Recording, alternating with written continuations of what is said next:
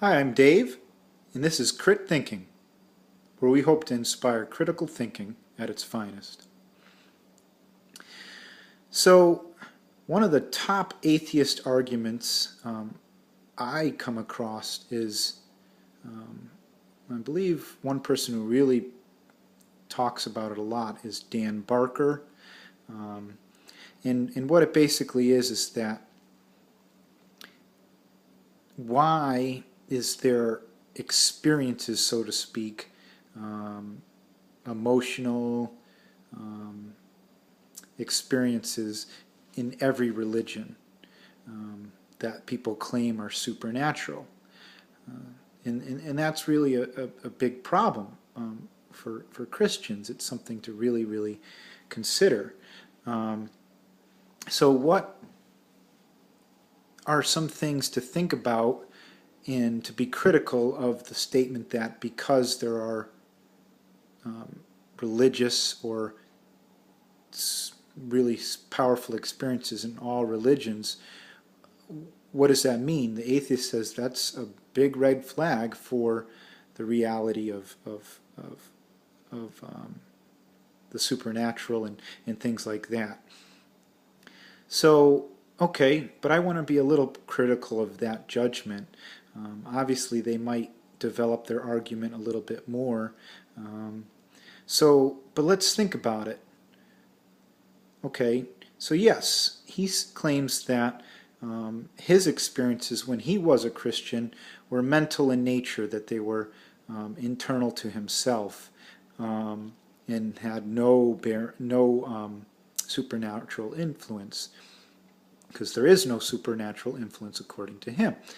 So first off, let's think about it. Yes, there is always going to be a mental aspect. And I guess for me, when I think about some of my experiences, when I try to enter in, to talking with God, you got the part that says, oh, you're great, Dave, you're awesome, you're entering in, you're going with what many of your family and friends believe, and that in itself is, you feel affirmation. And I think it's possible that you can confuse that self-affirmation for the Spirit of God. Okay, so right then and there, yes, that might be happening, and that would happen in all religious experiences. So right off the bat, that does explain it. But that doesn't mean that all experiences of God are washed out. It just means that there is a human mental aspect that can sometimes be what people are experiencing. So on the other side of all this, I'd like to give an analogy of people using a radio. So the radio is tuned into what you believe, and you believe that you're tuning that radio into something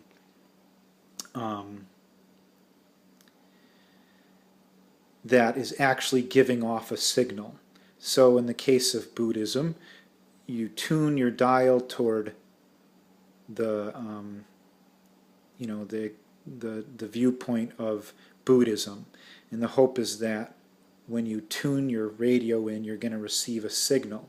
Well, the reality is that each person of faith is tuning their radio in. So at the least, they're going to get static. They're going to get something. And I know this is not a perfect analogy, but at least they're attempting to tune in. While with Christianity, you would expect there to be, over time, and as Christians become more mature and things like that, that they're not just going to be receiving static, they're going to be receiving clear messages over their tuning in, their radio, so to speak. And so that's what really needs to be viewed in terms of this whole question.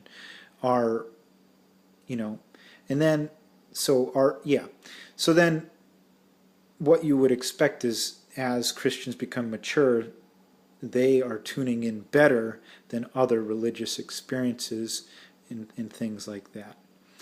On the other thought is, why are there miracles in all these different faiths? Well, let's try to be a detective and sort of see the motives of God. What might be the motives of God? Why would God reach into lives who are not going down the path that he recommends or requires in the Bible? So why? Well, let's just take an analogy of a child that's just beginning to walk, like literally their first steps. If that child moves in the complete wrong direction, the father and mother are still proud of them, even though you're hoping that they walk toward you. And with that, you praise that child, even if they're going the complete wrong direction. Just as God is probably very pleased with many atheists that are sincerely seeking, but at this point in time, their efforts, they're really leaning in one direction.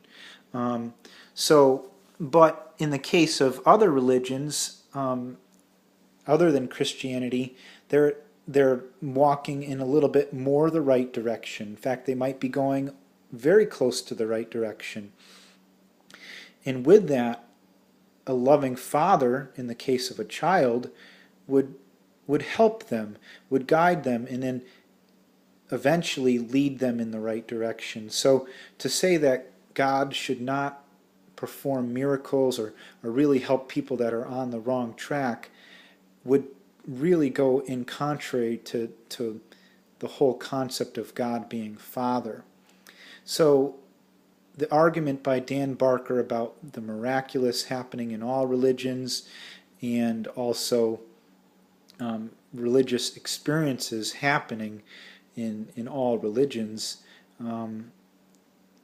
is something that I don't think holds water.